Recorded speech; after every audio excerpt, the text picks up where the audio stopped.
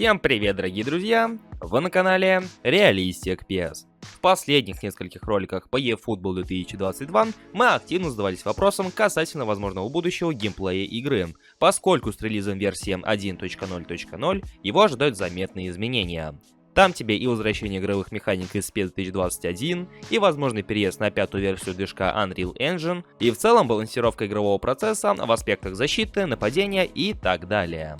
Но не так давно появились слухи касательно предстоящих старо-новых нововведений в игровом процессе eFootball 2022, о которых мы и поговорим в рамках сегодняшнего ролика. Но перед тем, как мы приступим, я напоминаю, что ваша активность в виде лайка и комментария под этим роликом способствует продвижению как самого видео, так и канала в целом.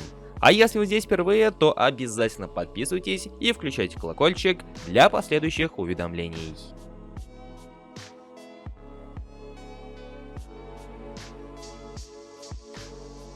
Перед тем, как ознакомиться с данными слухами, стоит отметить, что они находятся на том уровне слухов, которые могут как сбыться, так и наоборот. Поэтому относитесь ко всему сказанному со скепсисом, и не более.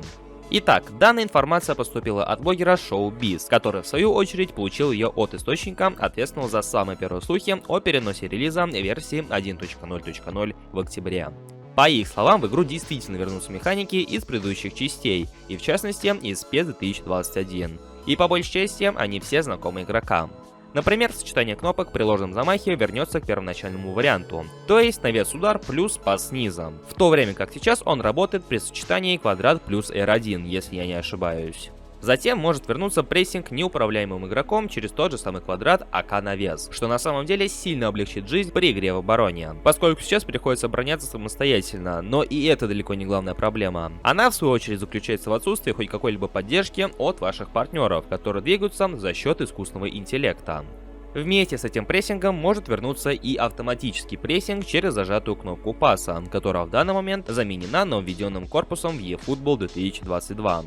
Некоторые могут воскликнуть, что это оказуаливание игры, но, ребят, будем честны, сейчас в eFootball почти что невозможно обороняться, поскольку в игре нет альтернативы всем этим механикам, а они, между прочим, не какие-то там вспомогательные, а самые что ни на есть основные при игре в обороне. Поэтому их возвращение можно расценивать как маленькую победу, если это само возвращение, конечно же, состоится.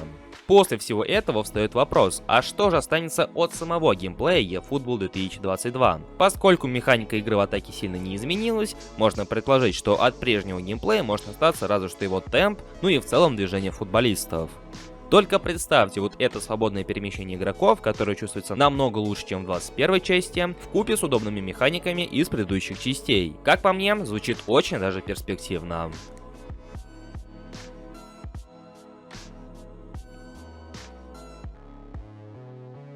В комментариях давайте обсуждать, насколько подобные изменения могут преобразить игру. И вообще, дождемся ли мы их, или это все-таки останется на уровне слухов.